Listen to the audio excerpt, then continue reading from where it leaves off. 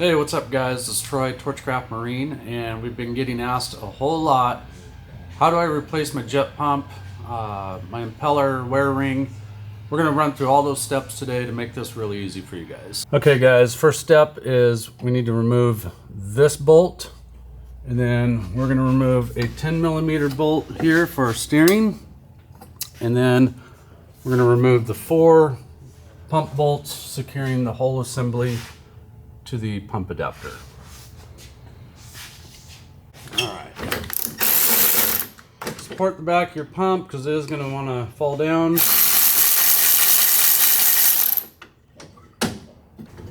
And then we want to remove our 10mm bolt for our steering. Okay, then we'll want to remove the 4 pump bolts.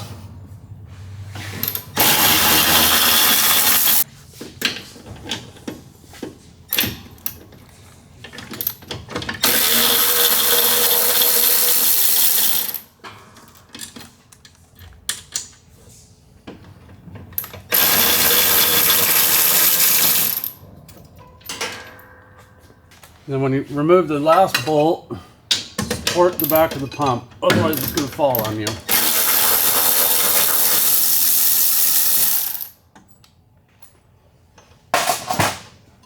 And we're going to pull the whole unit out.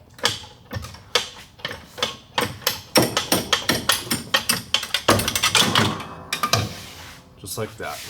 We'll take this over to the bench and start stripping it down. When you guys pull your jet pump, make sure these 3 O-rings remain in place. If you forget to put those back in, you're not going to get enough cooling water to your engine, and or your bilge pumps will not work properly.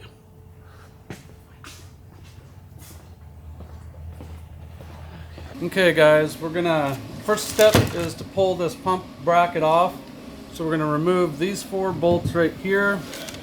This whole assembly will come off, and then we'll get to work on the pump. First thing you're going to want to do is remove this cone. There's 3 screws in there, and then there are spots or provisions for a flathead screwdriver to pry this out. Once that's out, you're going to take this flat, put it in a vise. We've had this thing in the freezer overnight to get this wear ring out easy, so I'm trying to do this quick before it warms up. You will need this impeller tool, WR012. You'll want to remove this rubber cone. It's reverse thread, righty-loosey. Put your impeller tool in there. I've already broken this free to make this go quick. This is torqued at 92 foot-pounds, so I highly recommend using a breaker bar to loosen it.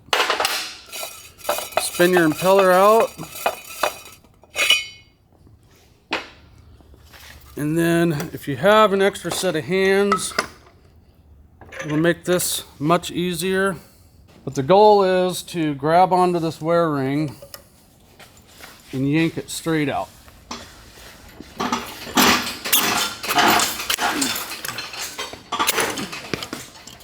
Okay. If that does not work, take a body saw or a jigsaw and cut just the length of the wear ring on opposing sides. And one thing I did not show you guys is there are some set screws on this pump, one on each side. Remove those set screws and throw them away if you're going to go to a stainless wear ring. If you're putting a plastic wear ring back in it, reverse this method, put everything in the freezer, you line it up, take the pump out, set it on the ground, and stand on it, and it'll slide right in. But if you're using the plastic one, make sure you're perfectly aligned with these holes.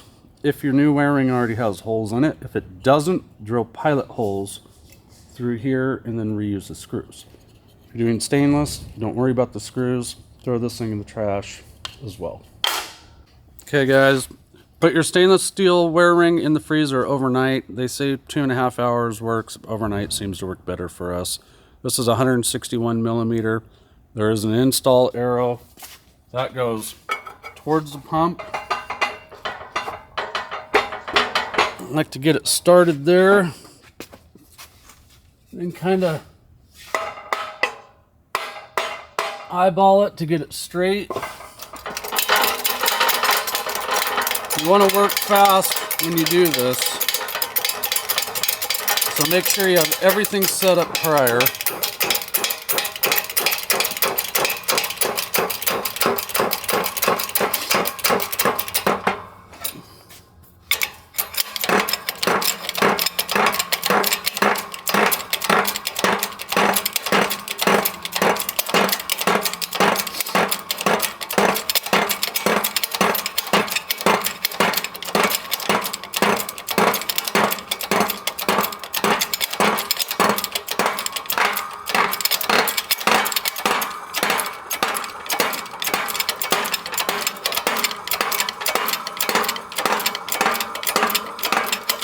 Once you get close to the end, you'll notice where the wear ring stops, right above the stator vanes, but you'll definitely feel it in the handle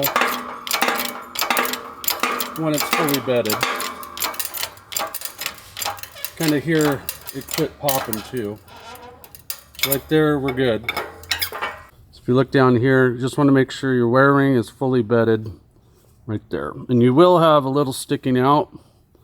It's totally normal. Okay, next step is put a little bit of anti-seize here on the threads.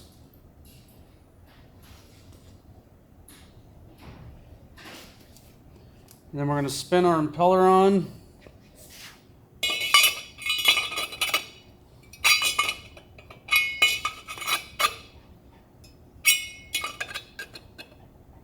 Maybe.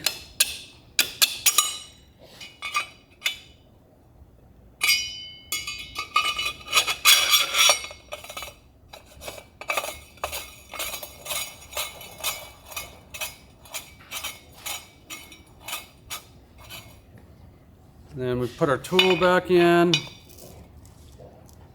we're going to torque this to 92 foot-pounds, and this is righty-tighty.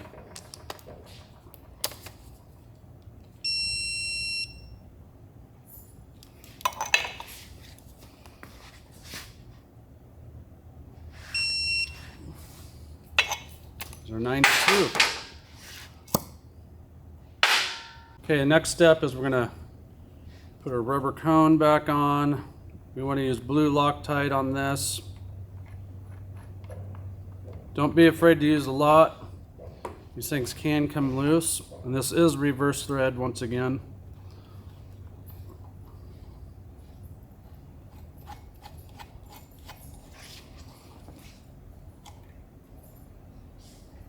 And I just go as tight as I possibly can by hand.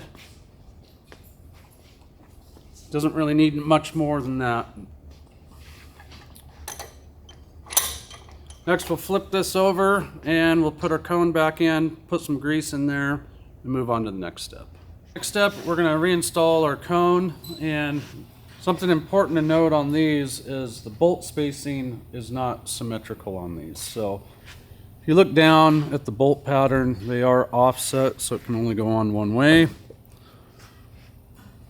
So just rotate it around until all your holes line up.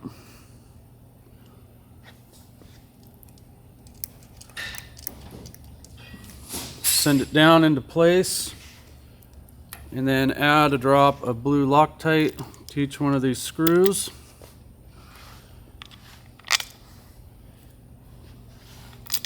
And we'll tighten them down and move on to the next step.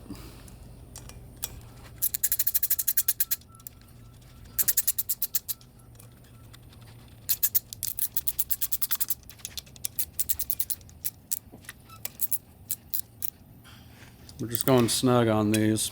You don't want to crank them down so tight that you break the plastic cone. All right, we'll get this thing flipped over.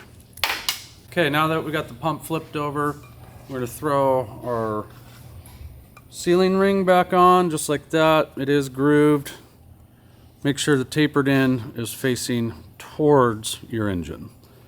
I like to put a light amount of grease around here before installing it back into the pump adapter. That way it helps glide it in a little easier and seal it a little better. All right, another quick thing. Be sure you install your auto bilge hose mechanism before putting your pump back on. Otherwise, you're going to be tearing it all apart to put this one piece in there. So now we'll start by putting the bracket back on and installing it back onto the boat. Okay guys, we got our bracket reinstalled on our pump. If you need detailed instruction on how to assemble one of these, if you bought one from us and you have no idea where to start, we already have a video on our channel going into a ton of detail on how to assemble these. We're going to skip that part for today. We got our bracket bolted back on. You definitely want to use red Loctite on these 4 bolts and torque them to 18 foot-pounds. The last step before mounting the pump, we already got a dab of triple guard grease on our splines on the drive shaft, and then we're just going to put a little around our pump seal, and then we'll throw this bad boy up in there. All right, final step is to mount this thing. I like to put blue Loctite on these 4 fasteners. Actually, any fastener from this point on is going to be blue Loctite only. I like to get one staged where I can reach it, especially if you're doing this with one person. Typically, we can do it with 2 people, but I'm just going to demonstrate how you do it on your own.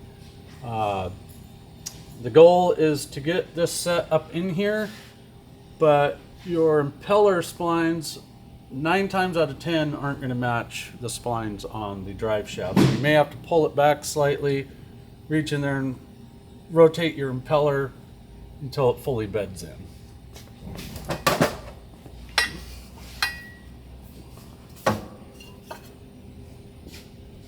So be sure to get your steering cable in the proper spot.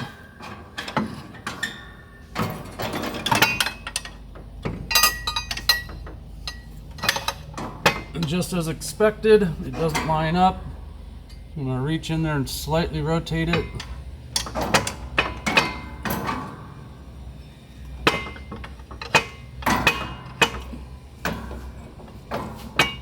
There we go. Once you get it to that point, get all your bolt holes aligned, rock it in there, and then get one top bolt started. And once you got that one started, you can relax, take a break, and move on to the next bolt. I'm just going to run these up so they're snug.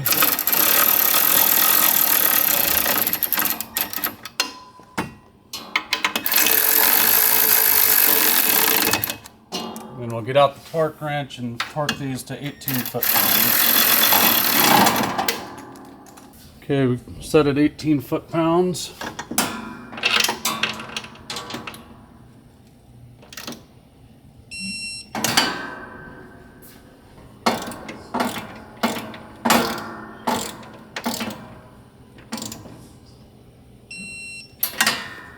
All right, now that we got our pump mounted and torqued, we're just gonna reconnect our IBR arm and our steering rod, and we will be done.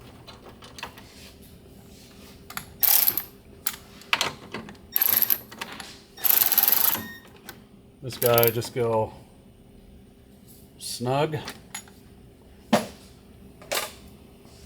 And then the steering bolt is very critical, because if you look over here, the heim joint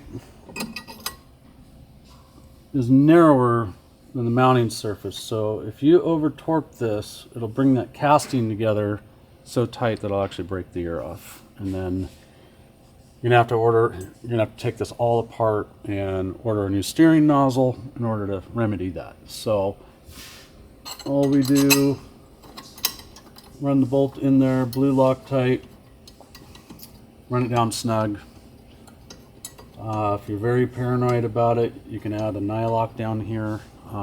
We've never had an issue with these bolts backing out.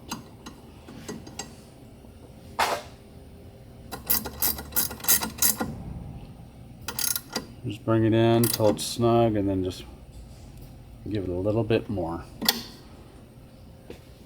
That concludes our wear ring and impeller replacement. If you like this, feel free to subscribe. Check out our other videos on how-tos on these jet boats, mostly Rotax powered stuff, but it does apply to other engines, Yamahas and Kawasaki's. Thanks for watching.